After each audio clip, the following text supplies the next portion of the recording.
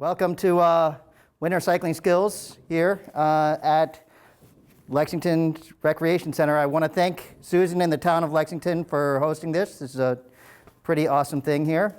My name's Jim. I worked as a bike messenger for 10 years for a long period of time, mostly through winters. During summers, I would do a lot of different stuff. So I would come back at winters, so I have plenty of experience riding all winter long. Right now I run Battle Road Bikes, which is right up the street here on Mass Ave. Let's see, so today basic goals are for us to introduce ourselves and address the issues that we have with winter riding. We're going to do a slideshow here with some tips. Then we're going to showcase some clothing and dressing techniques. And then we're going to showcase the bicycles and components that make winter riding easier. And then at the end, we're going to share ideas and talk about goals, what goals we have for riding. So right from the beginning, we can start with you here, Susan. If you can introduce yourself, tell me what type of riding you like to do, and what issues you are nervous about when it comes to winter riding. So Susan Berry, I'm actually a transportation manager for the town of Lexington. I do more recreational riding rather than anything else. I will say this though, one thing I find is that for me, because I wear glasses, my eyes tear up so much. So I'm really curious what you would do on a cold day to help with that, or even a windy day. Sometimes I have that, it's not even all that cold, but just windy, and it makes it really tough to see. And of course the masks make it extra hard. So that would be the main thing for me. Gotcha. Thank you, Susan. Hi, I'm Betty Gow, and I just started winter biking last year because with COVID, my gym closed and I couldn't go to the gym anymore, so I started biking. And so I did buy some equipment, and I'm feeling a lot braver about going out because it's like if you have the right clothes, I think that's the big key. So I'm feeling pretty comfortable. I find that I get really hot, like I get cold and then I get hot. And then, so I've been going out, but I'm nervous. I haven't gone like when there's snow on the ground or ice, so I haven't gotten, that makes me nervous. Right, gotcha. Yeah. Thank you, Betty. Yeah. Hello, this is Koji, and I moved from Miami to here 2 years ago. Whoa. So, as you know, Miami, no ice. Right. And when after I moved, I experienced the first winter in the Boston, and I thought, oh, it's impossible to the bicycle in the winter. So my mindset is that impossible to get a bicycle in the winter. Right. But I knew this opportunity on oh, wow, I want to learn how to bike, even though the ice and how to avoid slipping. Right. So well, that's the objective I want to learn about that today. Thank you, Koji. Yep. Mark? Hi, I'm Mark, and I'm totally a recreational rider. I like doing longer rides. I do some charity rides in the summer, and I'd like to stretch the season into way earlier into the spring and later into the fall. I am definitely afraid of ice and slush, and I don't think I want to ride in those things. So I used to when I commuted from Porter Square to Boston University for a whole winter on a bike every day. But I was crazy. I was young. But with my problem with the colder weather is cold hands and feet primarily. Okay. And that's a real concern I have because it happens to me so easily. So, what I'd like to do is start by, I will address every single person here. I'm going to start with you, Koji, because this is winter cycling. Not only is it fun, but it's easily accessible for every one of us. Something we can do, hop on our bikes on the way out of the house, and we can go and we can just do it from the house. The bike path here in Lexington is plowed every time it snows, so we do have places to go to do it. There are some techniques to it that are much different than riding during the summer and during regular weather conditions. So we are going to cover those as well. So thank you for coming out. We're going to go ahead and hop into the tips and tricks, and after that we'll get into dressing and what to wear. Extremities will be very important. Glasses as well. We will talk about this a little bit. So, all right. Tips. Woohoo! Number 1, start slowly and plan ahead. And this is pretty important. You don't want to start off saying, I'm going to go out and I'm going to do like the same kind of ride that I would do on my recreational summer routes. You don't want to start with a big ride. You want to start with smaller rides, and you should realize that you're going to be putting out a lot more energy in snow and slush than you do on regular days, where the only thing that you might be fighting is the wind or an uphill. In snow and slush specifically, you are actually fighting the friction on the ground as well. You're fighting to hold the bike in place. Your attentions, you're hyper-focused. So all of those things help to kind of drain your energy. So you want to make sure that you start out on a smaller ride and don't try and tackle big stuff. You want to think about where you're going. So plan your ride based on areas that you think you will be able to handle with your equipment. Now this is important because there are different types of snowmobiles. Like we're looking at this thing, it's got super big tires, this can run over snow and sand and whatever. This could handle just about everything. So this person going outside will be like, it doesn't matter if it's plowed, I can go ahead and just hop over the snow drifts and just ride across the top of them.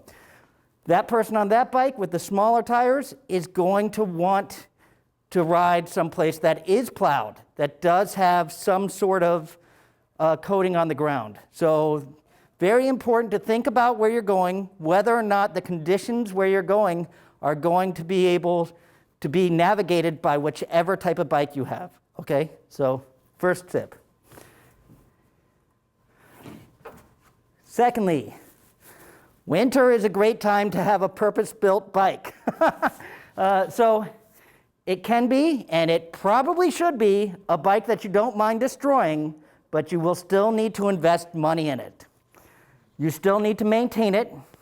Your tires need to be inspected routinely, because when you're riding through a bunch of stuff on the ground, you can't tell when you're riding across glass. You can't tell when you're riding across tacks or nails or anything else that might be poking through them. So it's something that you need to check every so often. And flat tires and mechanicals, anything that goes wrong with your bike, when you're out in the snow, when you're out in the grossness, it becomes very dramatic. Because all of a sudden, now you have to take care of it. You've got to take off layers, you've got to expose yourself. It's a much bigger deal. So we would prefer not to have anything go wrong with our bikes while we're out. And for that reason, we definitely want to maintain them, right? So dial in your cycling gear. So certain cycling accessories are designed specifically with winter cycling in mind. You may want to consider using studded tires, fenders, and pogies. And these are the pogies. And you might want to swap clipless pedals for platforms so you can ride in boots. This is not necessarily for everybody, but if you are riding in really bad weather and you're riding with clipless pedals, does everyone know what those are?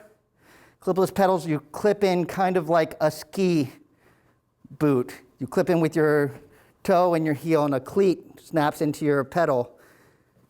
I recommend, because of how dicey riding through snow and ice can be, not clipping in, being unclipped, so that way you can transfer your weight, put your foot down if you need to, all of that stuff. So if you are riding with clipless pedals, I do recommend swapping those out. Start chilly, maybe. All right, so here we're going to definitely talk about extremities, because this is something that you don't ever want to be cold. You don't want to start with cold hands or cold feet or any of that stuff. Noses, ears, all of the things that can get cold. Riding is a physical exercise, and you will build body heat. So you want to dress with that in mind. As a rule of thumb, it takes about 10 to 15 minutes to heat up. So, and the rule does not apply to extremities. So we want to start off going out and feel like a little bit chilly once we start riding. And this is all subjective. But the other thing that I tell people is that you do want to, this is something that you were talking about, taking off layers. Layering is important because you do want to be able to stop and pull stuff off or add things if you need to. So cycling is controlled falling except on ice, and then it's uncontrolled falling. So when we ride, our momentum and our inertia and countersteering helps us to keep the bike upright. So I always tell people cycling already is controlled falling. But when you are on ice, you're going to lose control. So you want to be pretty good about shifting your weight from your butt onto your hands and down to your feet. Okay, so if you're not practiced at standing up on your pedals and then putting a foot down, it's something that I would definitely work on a little bit, because you need to be able to move your weight around the bike in order to keep traction on the tires. Okay? So the other thing that we have to do is change how you ride. You have to anticipate and practice patience. And all of this is actually, it's something that we generally tend to do intuitively, even when we drive. When the weather's bad, we think, I've got to give everybody a little bit more space. You got to do the same thing when you bike. You've got to give everybody a little bit of space. You've got to scan ahead. You've got to ride intentionally and slowly. If you stand up and try and pedal real fast, you might spin out. If you try and quick turn, you might just completely lose it. So you want to scan ahead so that way you know whether or not you're going to have to make any kind of evasive maneuver, or whether your turn is clear, or whether even people are starting to walk across the street in front of you, any of that stuff. So you want to feather the brakes. So does anybody know what I mean by that? So when you feather the brakes, you pull them lightly so that they just grab a little bit. You're not trying to jam on the brakes and skid, because your tires have less traction on the ground when it's snowy and icy outside. So you want to feather the brakes, just a little lightly on the brakes. If you're skidding, try releasing and re-engaging the brakes and turn into your skid. And if it's a rear wheel skid, try to shift your weight onto your hands. Now this is a very, very advanced maneuver. I don't expect anybody is going to go out there and be in the middle of a skid and be like, oh, you know what, Jim told me to try and feather my brakes and to pump them a little bit. But one of the things that I would recommend being able to do is being able to get a foot down. So if you do start skidding, you can at least act like a tripod and have your front and rear wheel and a foot down on the ground. So also, if you run, lighter gears. So if you're in a lower gear and you can just sit down and pedal consistently, it helps your tires to maintain that traction on the ground. So just low gear, pedal consistently, keep those pedals going around, and if you keep the tire moving at the same revolutions per minute, you're going to find that you get a lot better grip than if you are to pedaling in squares, is what they call it. Pedal, pedal, pedal. If you just sit down and spin nice and easy, it's going to help you to maintain traction. Where are we? Okay. Remember to watch for ice and own your lane. Does anybody know what I mean by own your lane? Yeah, act like a car. Yes, act like a car. Car drivers are always going to take whatever space they can. So on cold days when ice is melting under the sand and the tires, that water is refreezing on the side of the road. It's refreezing near the gutters, it's refreezing in the parking lanes. So it's a better idea to stay out of that area and ride in the lane where cars are, because they're actively melting the stuff underneath of their tires. So, and everybody should be giving everyone a little bit more space when the conditions are bad. So definitely one of the times that, like this cyclist in this picture, you want to get into the lane and let everybody, it makes you visible.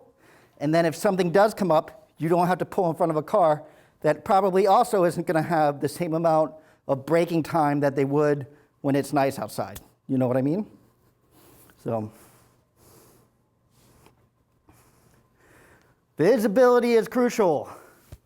So, if they see you, if you can be seen, then people are aware that you're there. That's really what we're going to get into this a little bit with reflective stuff, with lights, but it is important to be seen, especially on these dark days when there's a lot of cloud cover and everything is gray. So if you're bright and people can see you, that's great. All right, dress appropriately. Now this one's difficult. So sweat and wind are your enemies. Wool, windbreakers, vents, lined clothing, those are your friends. You want to layer and be prepared to add or shed clothes as needed. So we will definitely talk quite a bit about this because this is important. Have fun. Okay. Well, that one's pretty self-explanatory. All right. Does anybody have any questions before we jump to the next section here?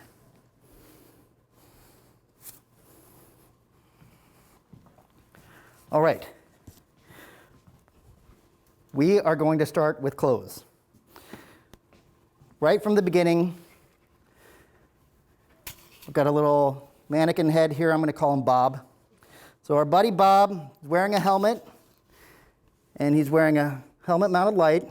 Now, this is great because it shows people what to look like. If they don't see a light that's on your handlebars, they'll see the light coming out of your head, so they will know where you are, what space you occupy.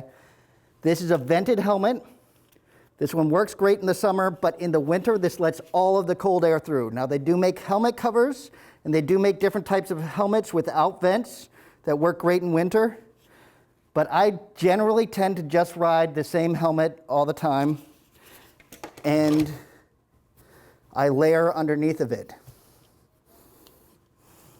Glasses. These guys are very important. Susan, you wear glasses yourself. I generally, if you're running prescriptions, then there are a couple of things. There are anti-foggers that you can get to put on the inside of it. Have you ever tried like a goggle that goes over your prescriptions? I was wondering about a ski mask. I was actually Yes. thinking about trying that. I haven't tried to see if it would, how that would work with biking, or I don't like how it messes with my peripheral vision, but I was thinking of giving that a try. I have friends who run goggles all winter, and they seem to like it. So I generally will wear this, and then I will wear a build cap. And these guys, something like this, you have ear flaps that cover your ears. This is important. This is really important. Your ears get super cold. This one is a lined cap. So you have like a nice fuzzy feel to it here, and then the top sheds water. So, and it's a windbreaker. This little flap, your little visor folds up or down. I love visor stuff because if I'm wearing glasses, I can put it inside the visor when I go into some place and I've got some place to hold my glasses. But I also love these because if I forget glasses or if it starts raining, the visor will help keep the rain from coming straight down in between my glasses and my face. So it doesn't work with sweat, but the rest of the hat is supposed to catch the sweat. Alternately, there's something like this. These are just a headband, like an ear band. Ears, when it comes to extremities, are one of the places that gets very, very cold. So great idea to keep your ears warm. So Bob is also wearing a gaiter.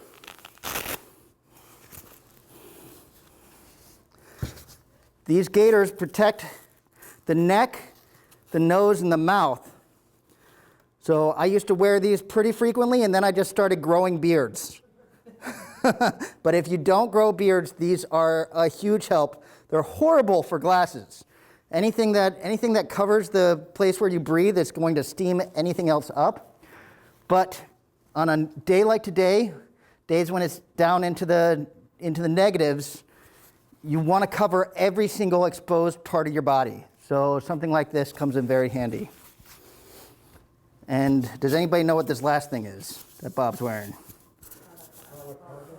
Yep, balaclava. So these are great because you can pull them down if they get a little bit too hot.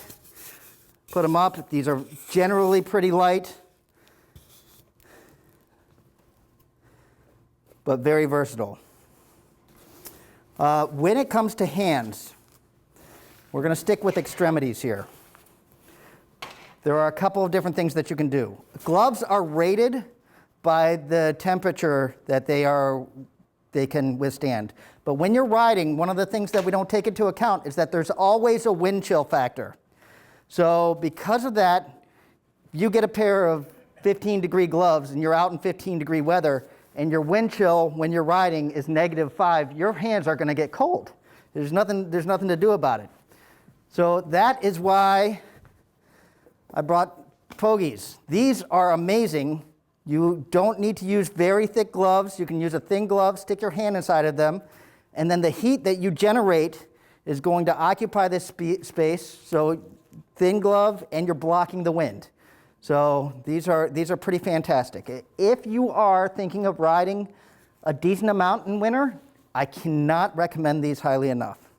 So they also make this is the mountain version. They do make these for road bikes too, so if you wanted to stick them over your road brake levers, those are available. How do you shift gears, John, when you're wearing them? All your hands are right here where your shifter is. So my shifter is right. So you have to have it memorized. Yep. Well, I mean, I don't think. Generally, we're not looking too much when we're shifting. We know that like this paddle makes it easier and this paddle makes it harder. So it's just a matter of remembering which shift does what. So, or it's going to be a doubly exciting ride in the beginning. So I do recommend if you come from anywhere that is not America, that you get used to the fact that our brakes are on the right-hand side for the rear and on the left-hand side for the front. Other countries reverse that. So it's definitely something to think about if you're going out into the snow and you grab the wrong fistful of brake. All right, on to feet. My favorite thing with feet is wool socks, all the way.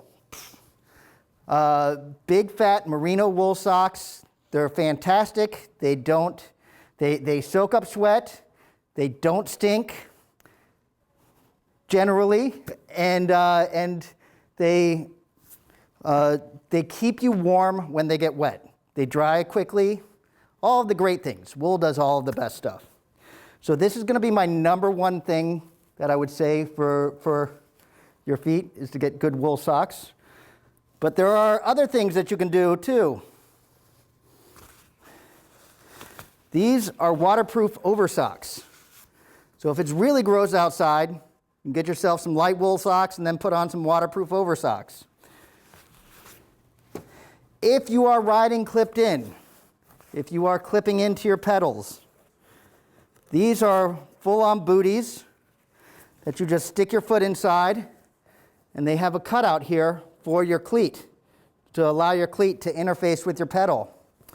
These will help keep everything down there much warmer. They work kind of like, very similarly to a wetsuit.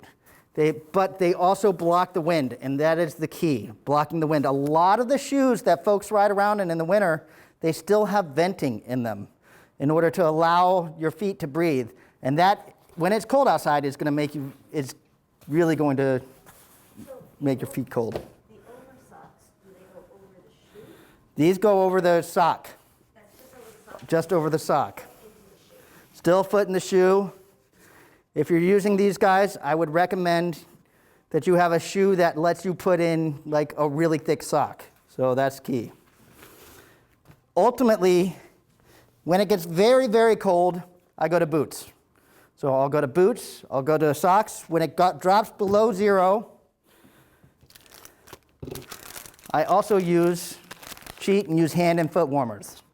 Now this is very rare, but I did work as a bike messenger at night in Boston, and there were times when I'd be riding across the Charles River and the whole thing's frozen, and it's technically 4 degrees, but it feels like it's -15, and I'd be out there for 4 hours at a time. These guys they make a difference. Hand warmers and foot warmers. So now when it comes to gloves, I brought a couple of different things, and you're welcome to come up here and take a look at these, but these guys are all rated differently. There are, in the higher, the gloves that are rated for colder weather, you'll often find that they will do lobster claw type things where a couple of the fingers will be put together into one big group. So that helps to keep the fingers that get colder a little bit warm when they're all together.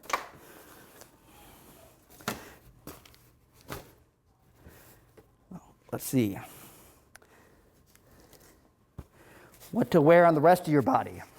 Well, we're going to start from the feet and start working our way up. What I'm wearing right now are actually winter riding pants. These guys are lined, and they have little accents of reflection all over them. So stuff like this, it's going to be great when the temperature is below 50. When it's above 50, these guys feel pretty warm. When you get down to about 30 degrees or so, 20 degrees, you may decide that you want to wear something underneath of them, whether it is long johns, or if you want to wear full-on cycling bibs. Now, these are traditional bibs, regular cycling bibs. Winter bibs are going to be longer, and they're also going to be fleece-lined. Winter bibs are awesome if you're going to be going out for a longer effort because they are all padded, so it does make it a little bit easier to sit on stuff. But with winter bibs, the issue there is if you have to stop and use the bathroom, you have to go somewhere and take off everything. So just be aware of that. And one of the things that we should be doing out there is we should still be drinking water. We should still be eating. We should still be doing all that stuff. So if you are going to wear long johns underneath of stuff, long johns can be great. My favorite base layers are by Smart Wool. These are Patagonia Capilene. Now, this type of material has a tendency to wick all of the water off of us, which is good. But the stuff that is not natural, like the capilene, the other types of synthetic fibers, these guys can hold that stink in a not so fantastic way. So one of the guys from Patagonia told me years ago to not wash these in liquid, to wash them in powder detergent, and that will actually break everything up in it. If you wash it in liquid, you can coat these, and then as soon as the coating washes away, the old stink is back. So that is something that I still do. Okay, so moving up.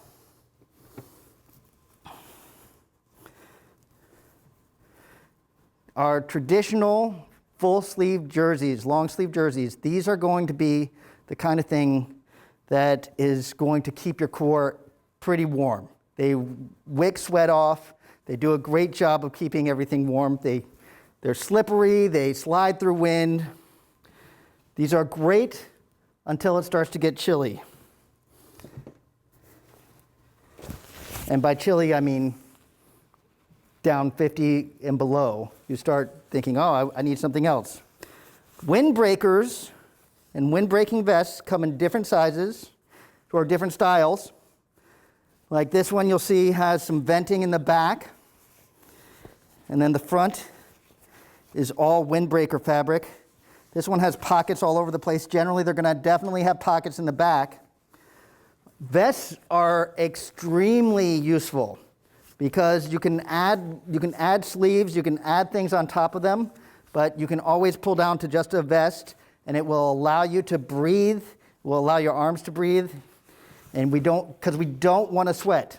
That's the one thing that we don't want to do. That sweat, as soon as it hits the cold weather, the cold air, it's gonna freeze. You're gonna freeze.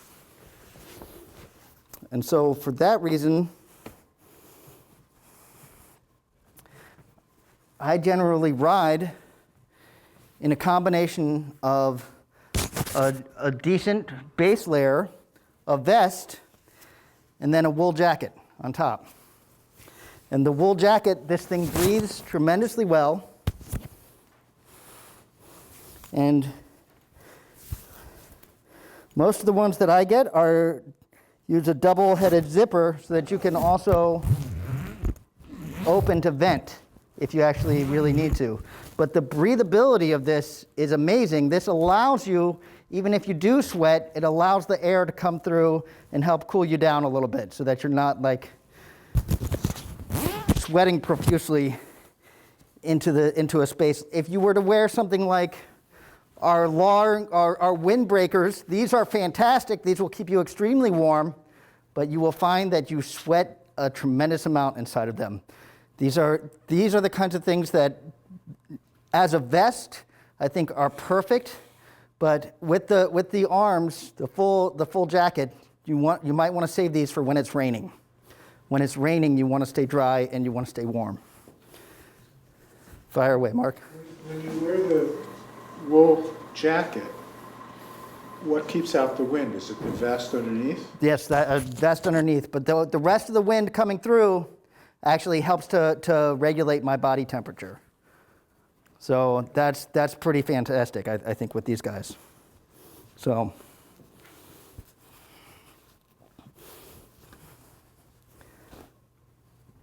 does anybody have any questions about dressing? Did I fire away, Betty? I use one of those windbreakers, and I get very, very hot. Yes. So then I wear a very thin layer underneath it, but I feel like it's almost like shrink wrap. Like it does not breathe at all. Yeah. It's like I'm in a plastic bag or something. So that's interesting about the wool. But I like it because it breaks the wind. Right. Like I do not get cold at all. But then it's not breathable at all. You mentioned plastic bags. Yeah, insulation. So the old trick as bike messengers, specifically with feet, our feet would get just completely cold and wet. The old trick was to wrap plastic bags around your socks and then stick them back inside your shoes. Plastic bags are not really available anywhere anymore. It used to be we would use the FedEx style bags where you put them on, you put your foot in the FedEx and then you peel the self-adhesive off and you wrap it around to itself and then stick them in your shoe. That is like a well-worn trick. So that's like worth the $5 of admission right there. But if you are out and you're near a grocery store, you can probably find produce bags. If you're really, if you're cold, if you just can't get over it, take your shoes off, put these on over your socks, and you're going to heat up. Put your feet back in the shoes. You'll heat up as you're going. These will save you. So if you carry, the other thing is your feet will fit into any kind of Ziploc bag or anything like that. Carry any food that you have or that you might need in something like this, and then you've got something that you can use if push comes to shove. But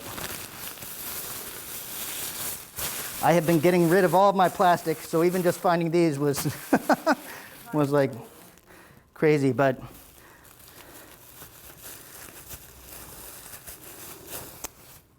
it is important. It's really difficult to measure what it is that's going to feel good. But once you start dialing in your kit, then it's easier to say, okay, this layer when we're at 40 degrees, this layer when we're at 20 degrees, and you can say, like, these are the things that I want to do. And the reason part of the reason I carry bags with me, even in the winter, specifically in the winter, is so that I can put my extra clothes in here. Like, I'm always going to have some place to switch layers. And if I'm going somewhere and I might get wet along the way, I definitely want dry stuff to change into whenever I land. All right? Anybody have any questions from here? No? I think we are almost exactly on time. All right. Can I get your help, Susan? Could you turn off the lights?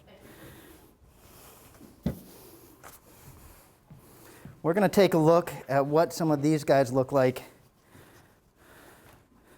when they're lit up. So as you can see, you're going to be able to be seen with reflective stuff on it. And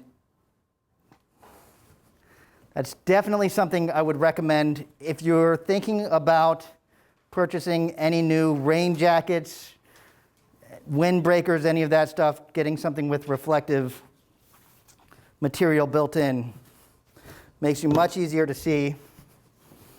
If you are getting a decent quality rain jacket, they're almost all going to have some sort of venting ability. So pitch zips here, which will allow you to, where's the zip? These allow you to open it up and vent out under your arms. And then this also has front zips, chest zips, which will allow that wind to just go straight through. So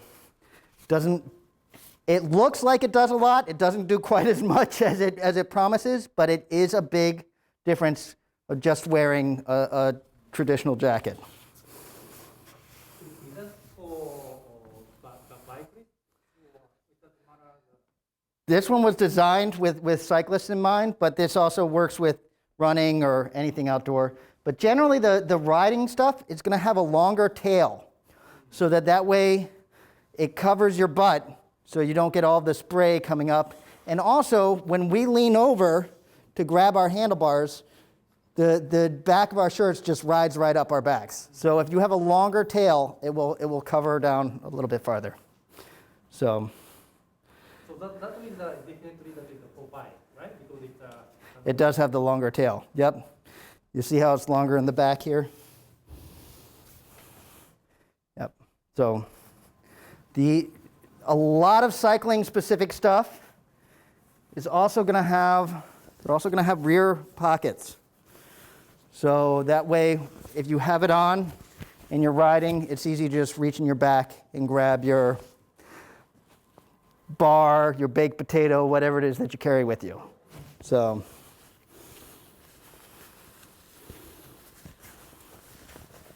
any other questions about any clothing? No, I had a tire question from someone who couldn't be here today. All right. Is it a good tire time? Now is a great tire time. She has a hybrid bike and wanted to know if there was anything different she should do to it for winter riding. So yes.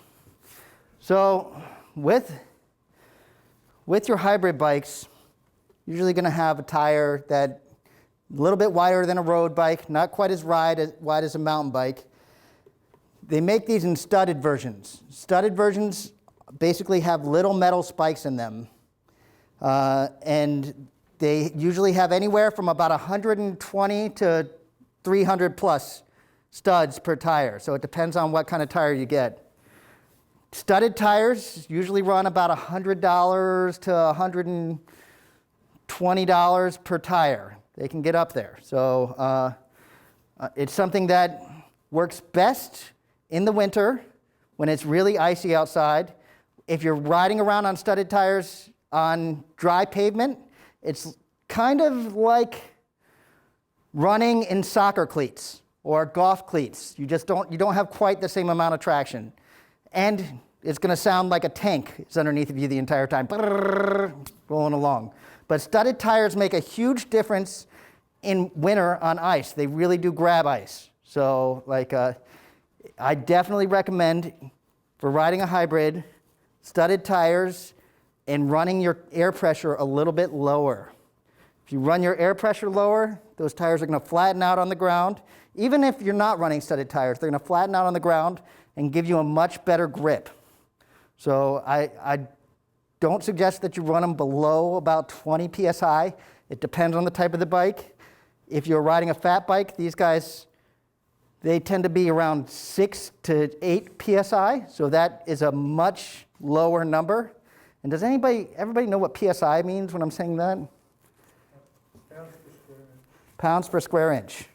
So for some sort of comparison, most cars are in the 30 to 35 pounds per square inch range. Most road bikes are in the 80 to 100 pounds per square inch range. And then something like a bike like this would usually be around 60. So when we drop it down to about 30 pounds per square inch, it's actually a lot less air, and it really allows that tire to deform and grab the road. So definitely something I recommend.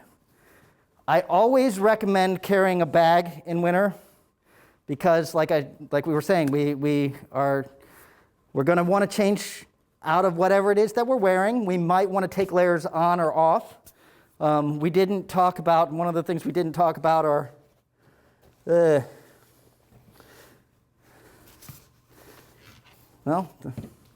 these are arm warmers or leg warmers. Something like this is just going to go on. It can, little wool, keeps you a little bit warm. This is for when you're out and it's chillier than you expected. You're out later than you thought you were going to be. Wind picks up, suddenly it gets very wet, whatever it is. These help you out quite a bit. A little bit of arm, they also make these for legs. So excellent thing to carry. But if you don't have super big pockets, it's good to have a bag to stick something like this into. Now, in the winter, I prefer the bags that go onto your bike, something like this, because as you load up with clothes and everything else, if you're wearing a backpack, suddenly that your range of motion is a little bit different, and it's tougher to see everything that's around you. So for your own visibility, for your field of vision, I recommend putting stuff onto the bike.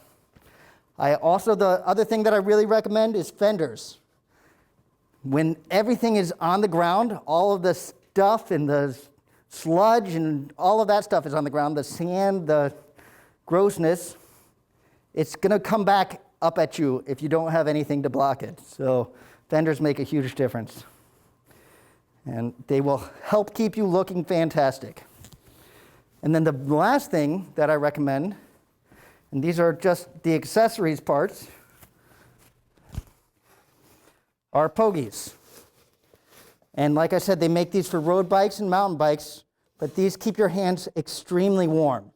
The first time I ever saw them, I was like, wow, that is the most amazing idea. I had been working as a bike messenger for 8 or 9 years. And I was like, man, I can't believe nobody thought of this beforehand. These things are amazingly warm. They work like a charm. So when it comes to types of bikes that you're going to want to ride in winter, you might notice that both of these bikes have disc brakes. Disc brakes are awesome because the brakes don't touch the rim. They don't touch this surface. Anything that you are riding, even these, anything that you're riding in winter, it's going to get much more beat up than the stuff that you ride in summer. So your brake pads are going to wear out faster. When they're on the rim, it's going to wear into your rim faster. It's like really does a decent amount of damage. So I am a big fan of hydraulic disc brakes in winter because there is no cable in order to freeze, because that does happen. You can get water in these lines, and the cables can freeze inside there. With hydraulic disc brakes, it's hydraulic fluid. So that does not freeze. So your brakes always operate pretty easily. And with hydraulic disc brakes, the brakes always pull the exact same amount. They always feel exactly the same. And we will let everybody up to try both of these out in just a second. The last thing I want to talk about here is the chain, the drivetrain. This is going to get wrecked. It's going to become an absolute mess. So it is important to frequently clean this off.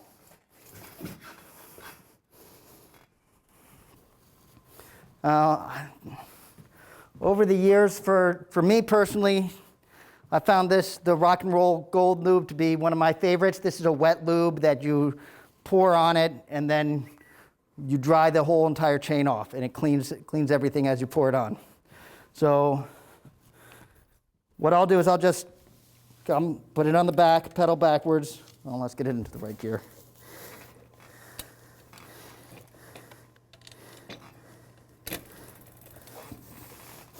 I'll just pedal backwards, apply it right on the top, try and get every link, and then come back through with a rag, and then clean it until everything, all of the black stuff and everything like that has come off, that I can get off the outside of the chain. All of the new lube, everything. You are trying to lube the inside of these rollers and not the outside of the chain. The more lube that gets stuck on the outside, the more dirt it's going to attract. So really important. This is something, when it's gross outside, you want to do this once a week. All right. The other thing that we want to be doing is we want to be checking our tires more frequently, because as the temperature changes, every couple of degrees, they say you lose a pound of pressure. So you do want to check these a little bit more frequently when it's extremely cold outside. So, and like I said, you do want to inspect your tires. Not always the best idea to do it when you come in. And if you get studded tires, they will scratch you. They will scratch whatever surface you put them on.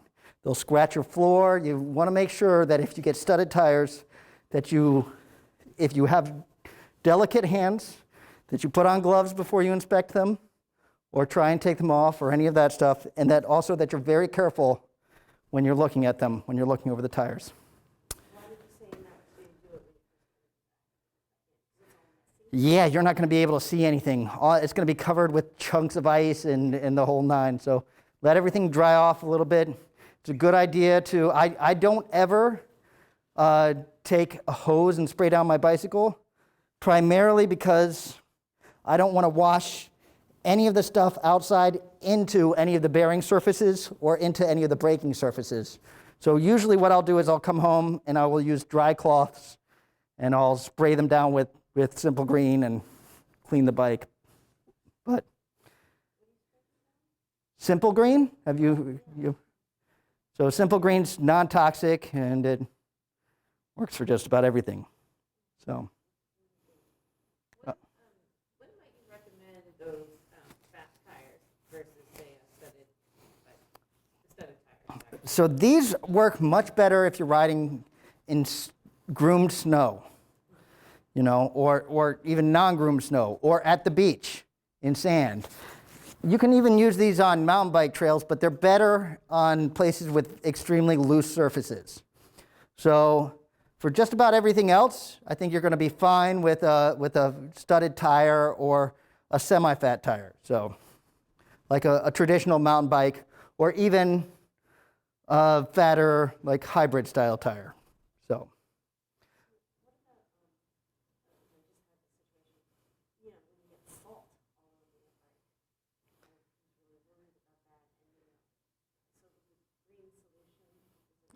It will clean it off. Now you do want to be careful. Your braking surfaces, like your traditional rim surfaces, you can clean with Simple Green. But with disc brakes, the disc brake rotors, you just want to use alcohol, like rubbing alcohol on this. The higher the amount of alcohol, the better. So if you have disc brakes, rubbing alcohol to clean those off, and everything else you can clean off with Simple Green. You just want to be careful not to spray stuff. If contaminants end up on your disc brake pads, then you'll get squealing and they just won't work. So the other thing that I generally tend to do is I lower my seat a little bit when it's gross outside, when it's super snowy, because when I'm riding traditionally, I can't put my feet all the way on the ground really comfortably. I lower them just enough so that I can put my foot on the ground comfortably. Now, we have been talking about doing stuff that are bigger rides. I've been gearing this more towards bigger rides. If you are doing a ride from here to Lexington Center, it's not going to take 10 or 15 minutes. It's only going to take 5 minutes. You can wear whatever you're comfortable in. You're not going to heat up to the point where you're going to be sweating or any of that stuff. You want to start off pretty warm, and you can wear whatever you want. On bigger rides, it's important that we don't mess too much with our seat height, because as we start playing with our seat height, we start playing with the biomechanics of our body. So how high our knee is going, what our pedal stroke looks like. So it's a better idea at that point for us just to get used to standing up, switching our weight around. You know, I like to be able to put my foot down, but if you can't do that and get a full extension of your leg, you just want to be able to get up and get your feet on the ground. Stand on your pedals, attack position, get your feet on the ground. So, does anybody have any questions? There is one last thing that I'm going to go through here in regards to bikes. Both this bike and the other bike that I've brought are aluminum. So these guys, aluminum is great because it does not rust. But aluminum is bad because if you get water inside the frame, aluminum can get very cold and that water will freeze and you can end up cracking tubes because the water freezes and expands inside the tubes. It's rare, but it does happen. So there is no perfect material for biking in the winter. It's like anything that you get is going to have some pros and cons. Okay, the other types of materials that are used for bikes are steel, like chromoly. That one is awesome, but you need to make sure that you pull everything apart every once in a while to get rid of the corrosion inside of there, especially making sure that your seat post doesn't seize. And then you have carbon fiber, which I generally don't recommend for riding in really bad weather. Carbon fiber is awesome. It's very lightweight, but it's not great with impacts. So because of the risk of falling over, carbon fiber is a little bit more likely to get damaged. So, and that is going to conclude sort of I did forget titanium, actually. Titanium is the last type of bike material. There is a company called Seven locally that makes titanium bikes in independent fabrication. Titanium is awesome. It's extremely lightweight, it does not corrode, and it's very springy like steel, not quite as rigid as aluminum, but it's very, very pricey. So not a whole lot of people, I wouldn't recommend generally unless you have the kind of disposable income to get a winter bike that is a titanium bike, you know. Any questions? Can you just go over the cleaning process again? So like, because this is really like an issue with the salt and everything. So for the derailleur and the brace pads and everything, you would just take like rubbing alcohol? So the derailleur, I would spray a little bit of Simple Green on my rag and just kind of clean things off. Okay. So really, when we're cleaning, we are just trying to pull off any of the excess dirt, crud, street grime, the stuff that gets onto this. So we're not trying to, when we're cleaning, we're not, specifically with our winter bike, I'd be careful about getting into into detailing it too much because the next time you go out, it's going to get trashed. But the things that we do want to keep clean are chain, these little pulley wheels right here, and then we would spray rubbing alcohol and clean off our rotors. All right, so. Okay, my son, you know, and he keeps his bike outside in his dorm. You know, It's kind of a little bit covered, but so he has a brush. He like brushes it all out. Is that okay? Yeah, that's fine. It is? Okay. Yes. Like in getting it out of all the gunk out. Yeah, it's A-okay. Brushes work great too. I will often use a brush to clean inside of the gears, to clean this stuff off. The one thing I didn't talk about is how often to replace the chain. This is kind of important, especially if you're out in really bad weather. I would say 2,000 miles, you should be replacing this chain. Because you go longer than that and the chain actually starts to stretch and it no longer fits over all of the gears exactly the same as it does when it's new. So it's a good idea. Right now we are having really, really crazy supply chain issues. Yeah. So it's a good idea to replace these things if you can. And then you don't have to worry about replacing the whole rest of the drivetrain. So replacing the chain, that you said 2,000 miles. Yep, if you think about it like a tank of gas that lasts for 2,000 miles. But it doesn't matter if the winter use or summer use. I generally would say no. Summer use, it can last a little bit longer, but in the winter, you're picking up a lot of debris on this chain, and that's getting ground into everything else along with the chain. So I would say it doesn't really matter, but you definitely want to clean and inspect stuff when you replace the chain. So, and in between each of these teeth, is a great place of this is called the cassette, the gears in the back. It's a great place for things to hide. I've found all kinds of stuff in there, from spiders to sticks. So a really good place to clean every once in a while. So, any other questions? I have a mountain bike, and of course, you recommended to replace the tire for the winter load. Right. But do you think that using the normal mountain bike with a normal tire for the mountain bike is that? It's okay. I do that a lot of the times. I've done that for a lot of time. Once again, I would say so the question was, do we want to use traditional mountain bike tires or do we want to use something studded like or specific to mountain riding?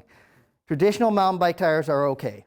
We do want to go lower with the PSI in the tires, so I say 20 PSI roughly, or maybe even a little bit lower, and that lets you really grab onto stuff. You want to inspect the tires before you start to make sure that they're not cracked. And it is a very, very good idea to know whether or not your bike has tubes or is tubeless, and to know how to repair it if you get a flat tire. So I always carry with me a pump, a spare tube, at least one.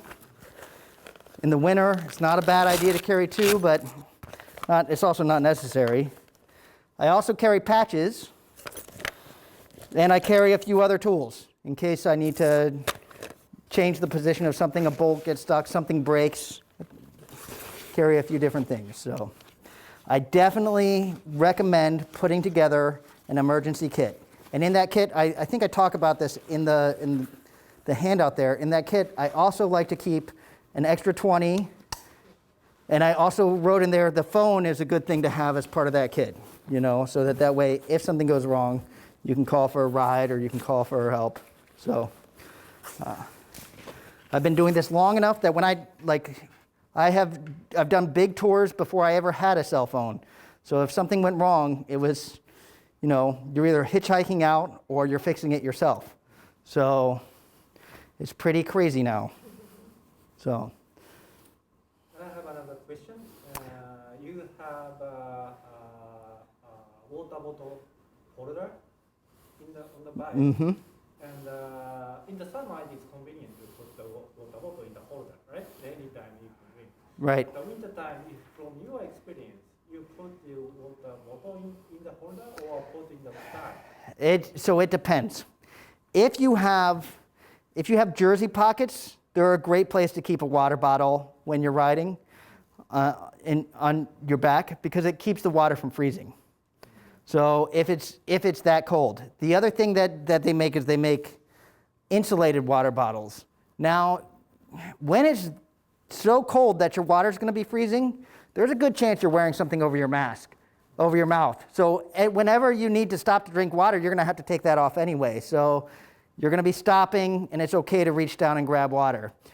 The other types of water that we generally carry are going to be in a pack, like a Camelback, with a hose that comes across. Now, if you are going to do something like that, which is completely fine as well, you want to make sure that you get some sort of insulation for that hose because that will freeze and you will suck on that thing and your face is just going to shrivel and you're not going to get any water, you know. So, yeah, I like Camelbacks a lot, but in the winter I generally tend to use like an insulated water bottle. So, very good question. And it is important to remember that you still need to drink water and eat food when you can be out there and all of a sudden all of your energy is gone and you just realize, oh man, there's like, what's happening here? You want to drink water before you realize you're thirsty and you want to eat food before you realize you're hungry. Give your body a chance to pull stuff from that. So, say if you're not drinking every 15 minutes, you want to be thinking about drinking every 15 minutes. So, any other questions? No? Well, you are welcome to come up and check out any of the stuff that I brought. I do have at the shop, we do have plenty of studded tires. They all vary depending on the size of wheel that you have and the amount of clearance that you have in your frame. So I don't recommend ordering studded tires unless you know that they're going to work for your bike. Same thing with pogies. These are a little bit more adaptable, but not all of them work with every situation. We also we've got socks, we've got lined pants, we've got lined jackets, we've got reflective gear. So if there's anything that you have any questions about, please, you're welcome to visit us anytime at Battle Road Bikes, and we'd be glad to help you out. One of the things that I didn't cover that I just realized looking over here, we talked a little bit about this, about how important it is to be seen. I ride with a bunch of different, mostly rechargeable lights. One of the options that you have are dynamo hub systems. Dynamo hubs, these guys have a bunch of magnets built into them, and as you ride, they generate electricity, and they will power everything from front and rear lights to, you can get little USB ports where they will charge your phone, they'll charge your bike computer, they'll charge all kinds of stuff. So these, we can build them into just about any type of wheel, and we can add lights to just about any type of bike. Then your lights are always there. All you have to do is switch a button, and boom, you're all lit up. No batteries, good to go. These guys generally start at about $70.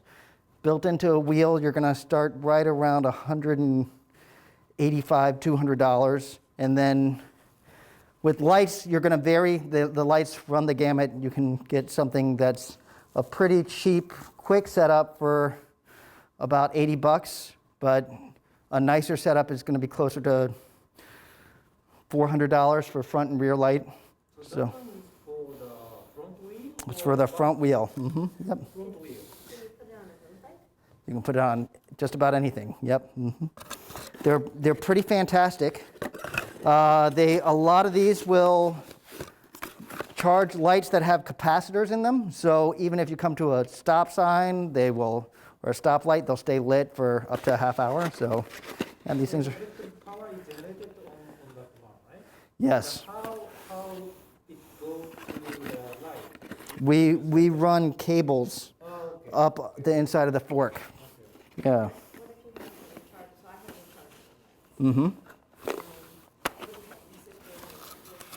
There are, it depends on what you have, what you get. There are attachments to this that will charge USB stuff. A lot of times you need to be going at over 10 miles an hour for a couple minutes before it starts charging out of a USB port. So I would say you would want to use these more with a dynamo specific light than with a rechargeable light. So, yes. And even for the backlight? Yep. They are seat post and or rack or seat stay mounted lights that you can put on there, and it will run both of those.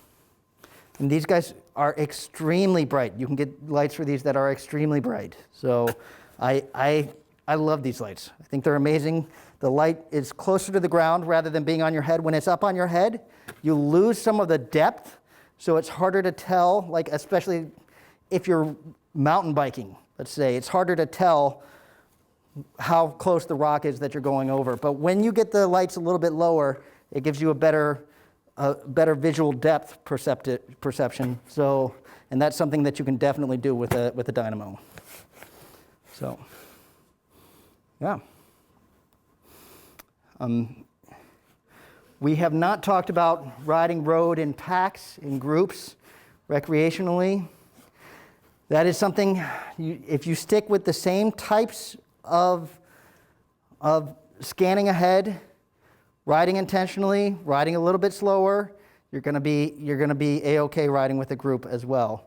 But you should be aware that everybody loses traction in really icy, wet, gross stuff. So if you're riding with a group, once again, if you ride really close to them, they break the wind, but you are much more likely to go down if they do. So, which is great if you have fantastic health insurance, or you're young and you're still elastic. But, Thank you. all right, thank you guys. Yeah.